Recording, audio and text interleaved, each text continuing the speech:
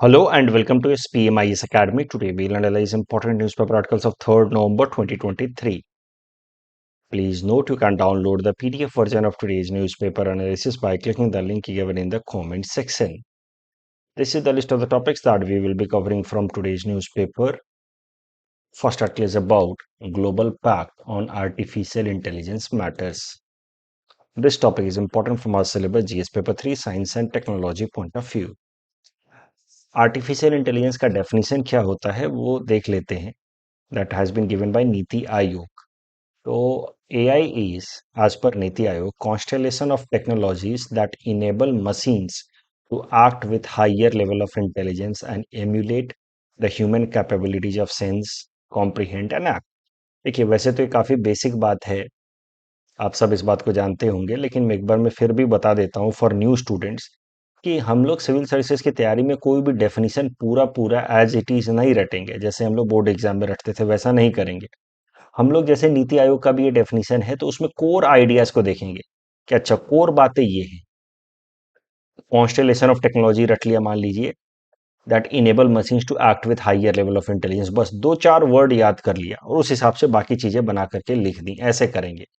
तो देखिए मोटा मोटा अगर एआई को हम समझें तो क्या है, हम इंसानों के जो लाइफ है उसके दो एस्पेक्ट हैं.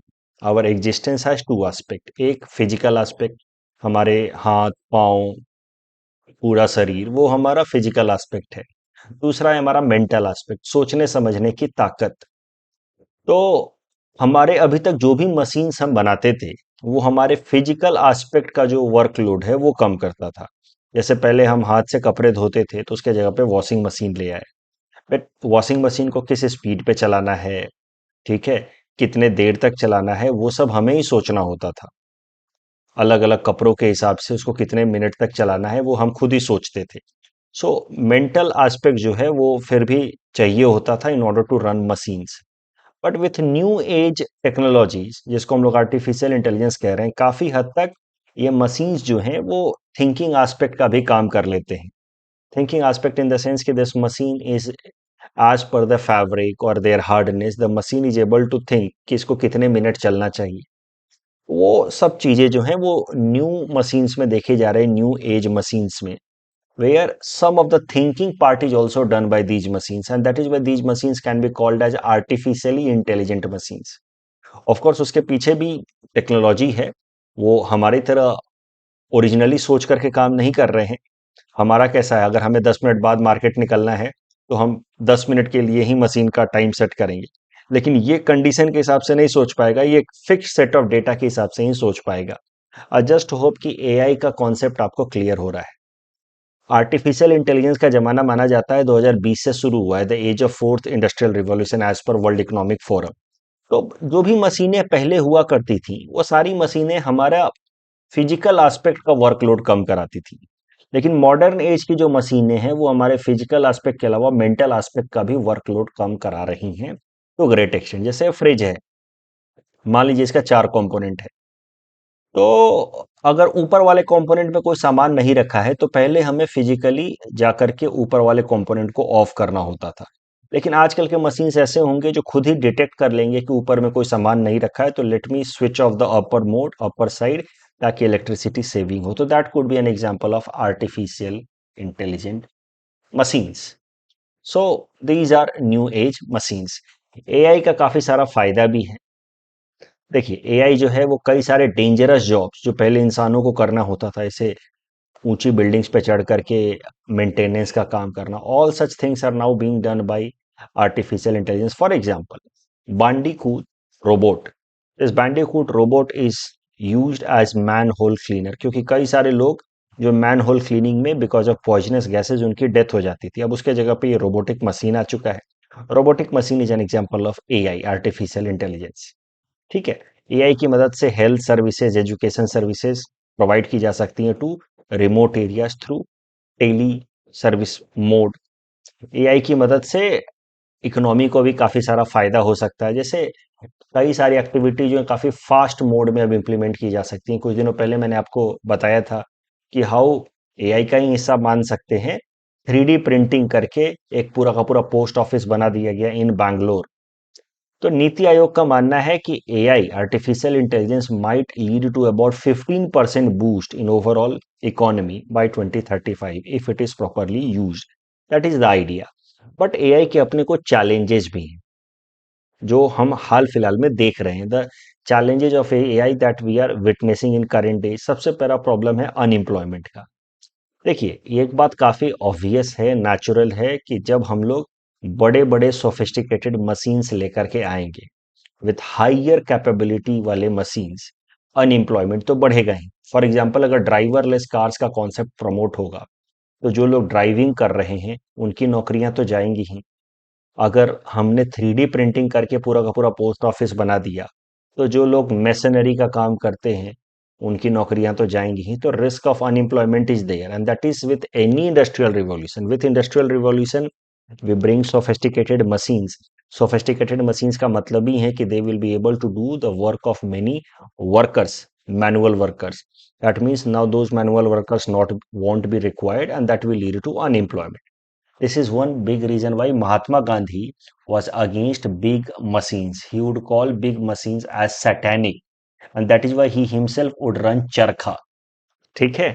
तो next is about inequality. So you see, those people who are able to learn the technology associated with artificial intelligence and then find new economic opportunities as per this artificial intelligence or fourth industrial revolution, they will earn more, while those poor people who are not able to skill or reskill themselves as per the rising technology, they will go unemployed, and that will lead to inequality, economic inequality between these two kinds of people. उसके अलावा जो AI का जो concept है that is completely based on data. The more data you have, the better robotic systems you will having. अलग अलग लोगों के साथ कैसे बिहेव करना है, अलग अलग इन्वायरमेंट में कैसे बिहेव करना है, किस सिचुएशन में किस तरीके का आंसर देना है। For example I am telling you, जैसे किसी भी बैंक में अगर आप चले जाएं तो वहां पे जो फ्रंट डेस्क में हेल्प डेस्क नाम से कोई भी मान लीजिए सपोर्ट स्टाफ बैठा रहता है, आप उनसे जाकर के अलग अलग प्रश्न पूछते हैं कि ये फिक्स डिपॉजिट का रेट क्या चल रहा है, ये वाला फॉर्म कहाँ मिलेगा। अगर आप उस इंसान के बगल में एक रोबोट को बिठा दें और अगर आप उस रोबोट को अलाउ करें कि वो ऑब्जर्व करे उस कस्टमर सर्विस प्रोवाइडर को, तो वो रोबोट जो है मोटा मोटा कैटेगराइज कर सकता है कि लगभग 150 या 200 तरह के सवाल पूछे जाते हैं मैक्सिमम, और इस सवाल का ये जवाब होता है। So that means the data once is collected by the robot by observing the real human customer service provider, तो उसके बाद उस कस्टमर सर्विस प्रोवाइडर के जगह पे आप रोबोट को बिठा दीजिए and the robot will be able to serve. But robot is able to serve on the basis of the data that is stored in the robot, on the basis of its experience earlier, right? इसीलिए इसको कहा जा रहा है artificial intelligence. So the point that I am trying to make कि AI is purely based on data.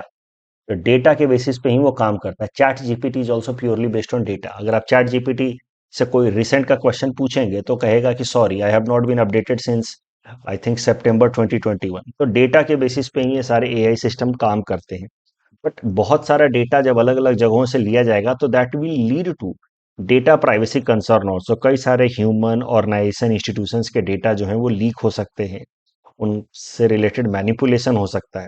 तो manipulation might lead to threat for democracy also. देखिए, example के तौर पे आप समझिए, एक कैम्ब्रिज एनालिटिका करके कंपनी, यूएस बेस्ड, इसने क्या किया, फेसबुक पे लाखों करोड़ों लोगों का जो ओपिनियन है उसको लेकर के एनालाइज किया, क्योंकि ये एआई सिस्टम ही एनालाइज कर सकता है करोड़ों करोड़ों लोगों का ओपिनियन।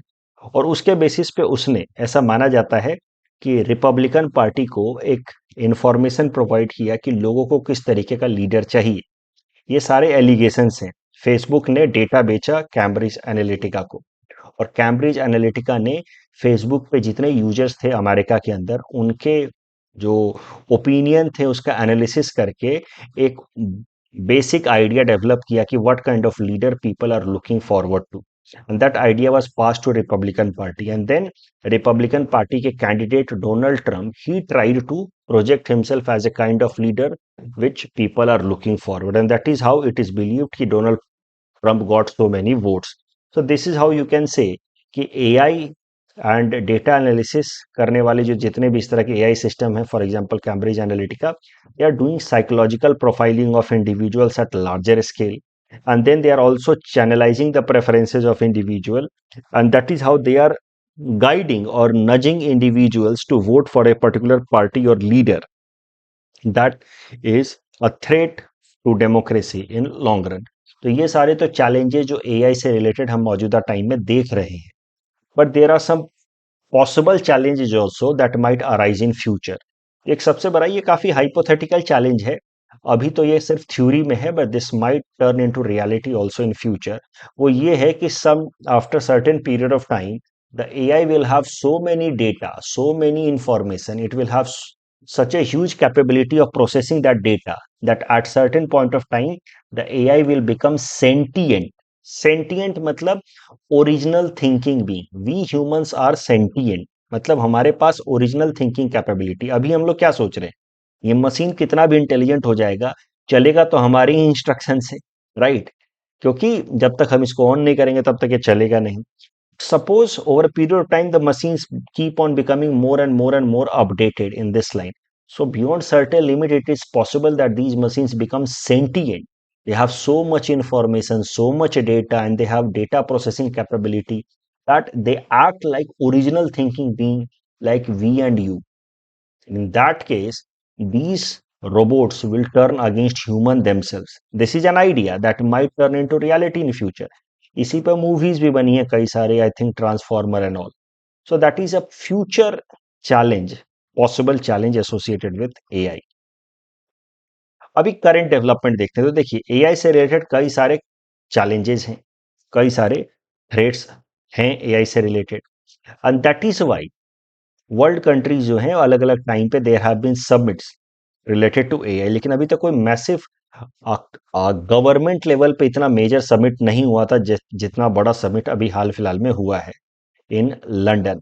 तो इस समिट का नाम है global summit on AI matters, that was held in Bletchley park near London. मुद्दा यह है कि एआई से रिलेटेड कई सारे पॉसिबल चैलेंजेस अभी हमें दिख रहे हैं और वो आने वाले टाइम में और भी ज्यादा ग्रेव हो सकते हैं. इसीलिए मार्च महीने में इस साल 12 टॉप कंपनियों के सीईओज ने एक ओपन लेटर लिखा था टू द वर्ल्ड गवर्नमेंट कि हमें एआई के ऊपर जो भी प्रोग्रेस हो रहा है उसको थोड़ा सा हिंडर करना चाहिए in order to understand first of all the possible threats that might arise because of AI.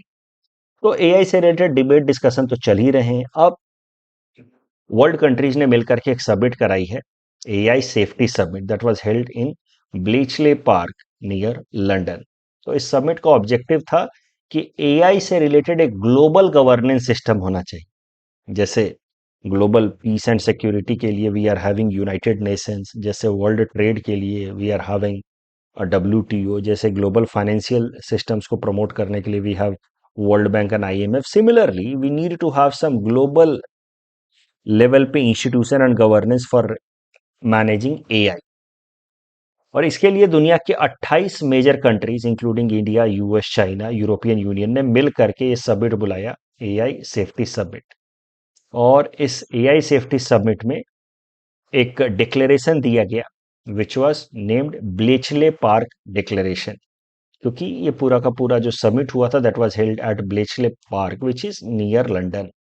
तो ब्लेचले पार्क डिक्लेरेशन में क्या क्या बातें कही गई. पहली बात कही गई रिगार्डिंग इंफॉर्मेशन शेयरिंग कि दुनिया के हर एक देश एआई से रिलेटेड जो भी डेवलपमेंट्स होंगे उनका इंफॉर्मेशन बाकी देशों के साथ ओपन तरीके से शेयर करेंगे.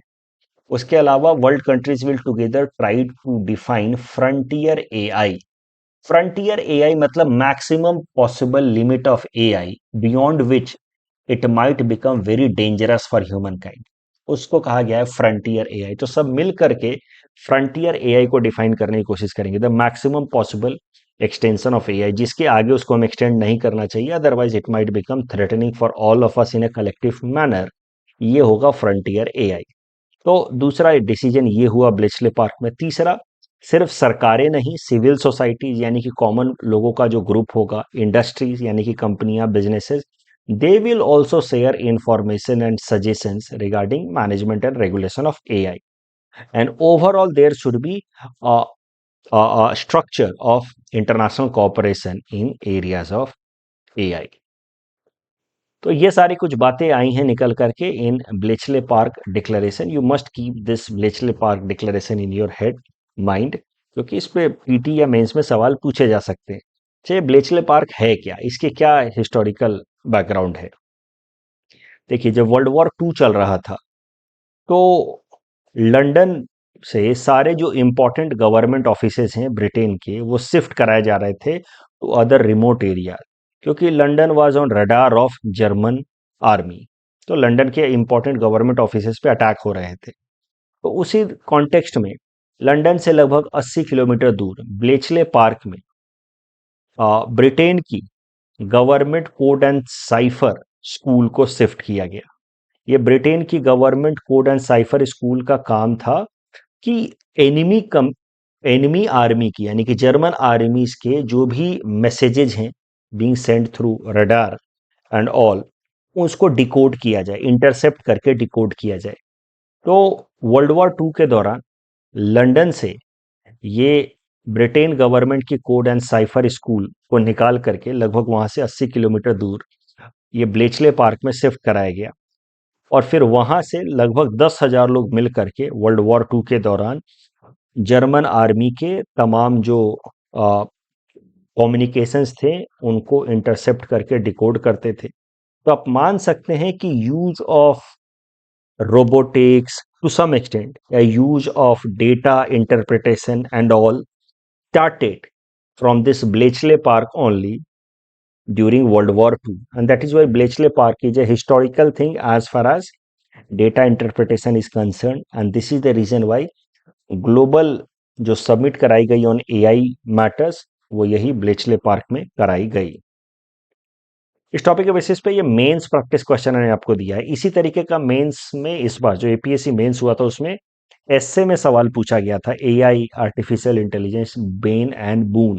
जैसे कि उन्होंने चैट जीपीटी बेन या बून पूछा था, आपको यही लिखना था एआई बेन या बून, या दूसरे भाषा में डबल ए स्वॉर्ड. इस क्वेश्चन में क्या आपका लाइन ऑफ आर्ग्यूमेंट होना चाहिए वो मैंने यहाँ पे हिंट्स के तौर पे दे रखा है. If you need it, read the hints and then attempt this question. बिना इसको पढ़े भी आप क्वेश्चन को अटेम्प्ट कर सकते हैं. Then I start about UNESCO creative city. This topic is important from our syllabus GS paper 1 culture point of view, also important from our syllabus GS paper 2 international agencies point of view.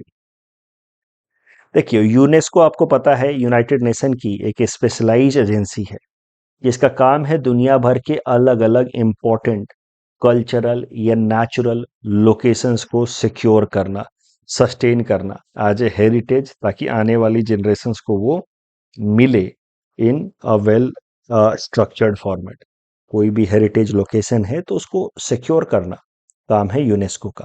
तो उसी कारण से वो UNESCO का natural heritage site या cultural heritage site वो announce करते हैं ताकि उसको प्रोटेक्ट किया जा सके और सस्टेन किया जा सके. उसी कॉन्टेक्स्ट में यूनेस्को जो है वो क्रिएटिव सिटीज भी अनाउंस करती है. UNESCO creative cities, UNESCO creative cities under different heading. तो एक बार किसी भी सिटी को यूनेस्को क्रिएटिव सिटी का अगर टैग मिल जाता है तो फिर उस सिटी को प्रोटेक्ट करने की जिम्मेदारी बन जाती है उस देश की सरकार की. और उस जिस कल्चर के कारण उस सिटी को प्रोटेक्ट किया जा रहा है उस कल्चर को उस सिटी से रिलेट करके रखने की जिम्मेदारी बन जाती है उस सरकार की. तो यूनेस्को क्रिएटिव सिटी नेटवर्क का कॉन्सेप्ट लाया गया था 2004 में. और यूनेस्को क्रिएटिव सिटी नेटवर्क के कॉन्सेप्ट के हिसाब से अलग अलग सिटीज को दुनिया भर में अलग अलग सिग्निफिकेंस, कल्चरल सिग्निफिकेंस के कारण आइडेंटिफाई किया जाता है और फिर उनको उस कल्चरल सिग्निफिकेंस के नाम पे प्रोटेक्ट किया जाता है. फॉर एग्जांपल, जयपुर को इंक्लूड किया गया as UNESCO creative city network under craft and folk art in 2015. Varanasi was under Creative City of Music in 2015. Chennai, Creative City of Music. Mumbai, Creative City of Film. Hyderabad, Creative City for Gastronomy. Srinagar for Creative City of Craft and Folk Art. तो इस तरीके से UNESCO creative city network के अंतर्गत दुनिया के अलग अलग सिटीज को आइडेंटिफाई किया जाता है और रिलेट किया जाता है with some cultural aspect of it, ताकि उसको उस कल्चरल एस्पेक्ट को प्रोटेक्ट किया जा सके.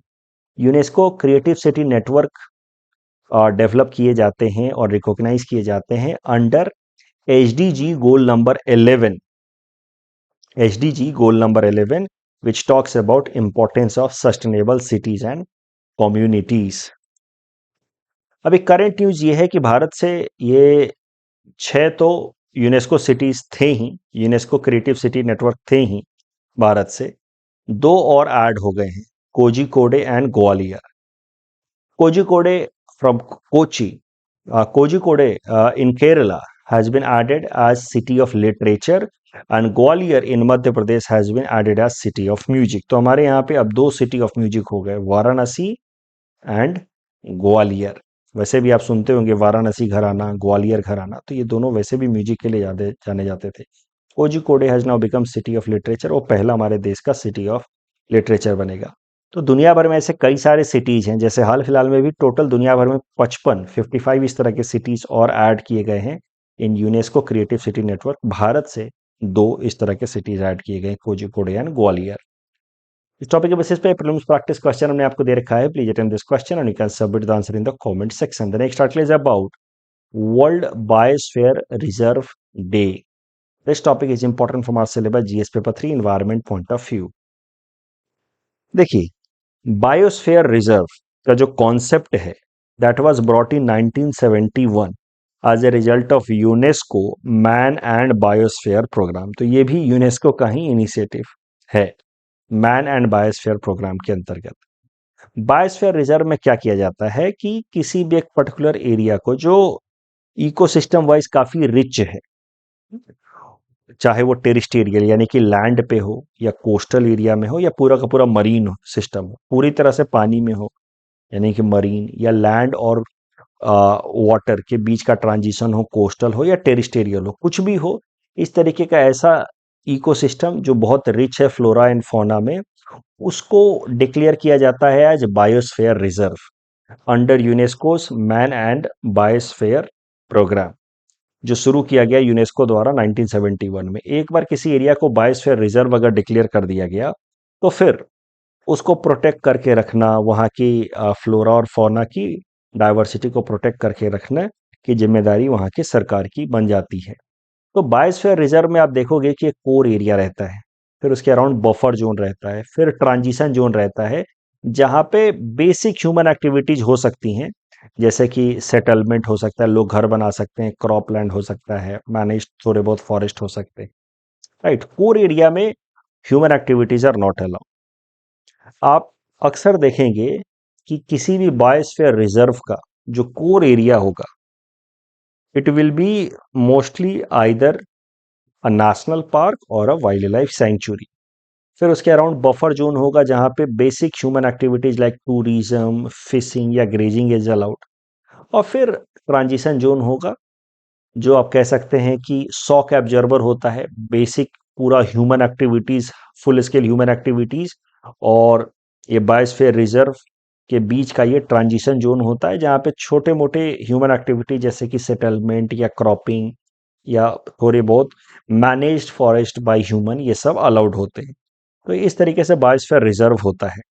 दुनिया भर में अलग अलग जगहों पे बायोस्फीयर रिजर्व आइडेंटिफाई किए गए हैं by UNESCO under its man and biosphere reserve programme. Bharat के अंदर 18 बायोस्फीयर रिजर्व हैं और ये हैं वो 18 बायोस्फीयर रिजर्व। उसमें भी अगर आसाम के अंदर बात की जाए तो 2 बायोस्फीयर रिजर्व हैं, मानस इन असम, देब्रू साइखोवा।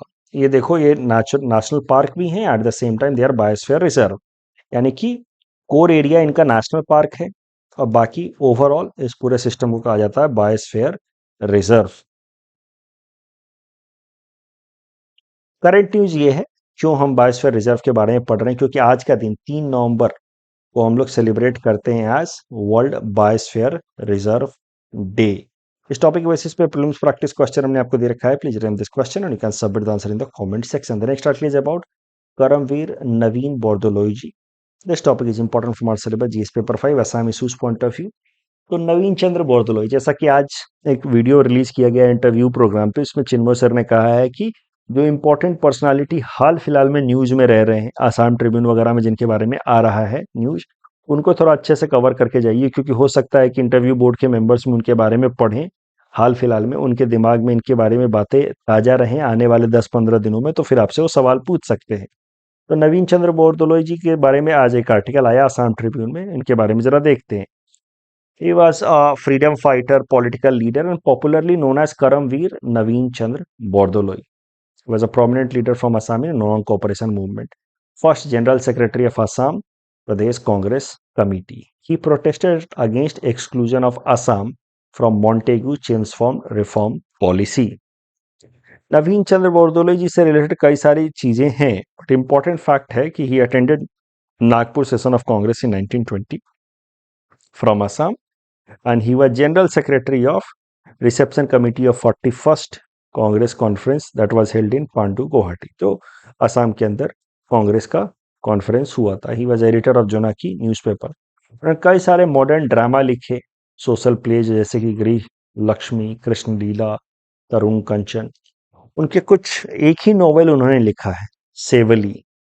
उसका कॉन्टेक्स्ट आपको देखना है। It discussed an orthodox Brahmins view against ultra modern outlook product of English schools. भाई, it is collection of short stories, and then Anita Garibaldi, it is a story about a Italian woman observing narrative based upon Italian story where we are reminded of bravery, knowledge and civilization of ancient Romans who had once conquered British। ये इनका इस book का theme है। ये सब कुछ बातें ध्यान में रखिए, हो सकता है इंटरव्यू बोर्ड वाले पूछ लें। पीटी से पहले हम लोग को ये रटना होगा नवीन चंद्र बोरदोलोई से रिलेटेड उनकी इंपॉर्टेंट टेक्स्ट और उसका कॉन्टेक्स्ट, ये दो बातें पीटी से पहले हम लोग देखेंगे। कल जब हमने आपको प्रैक्टिस क्वेश्चन दिया था यूपीएससी प्रीलिम्स 2022 का, B cells and T cells they are part of our immune system, protect against pathogens and reference fuel. पहला स्टेटमेंट तो सही है लेकिन दूसरा गलत है, यहाँ पे होना चाहिए IUCN। That's all from our side for today. Thanks for watching.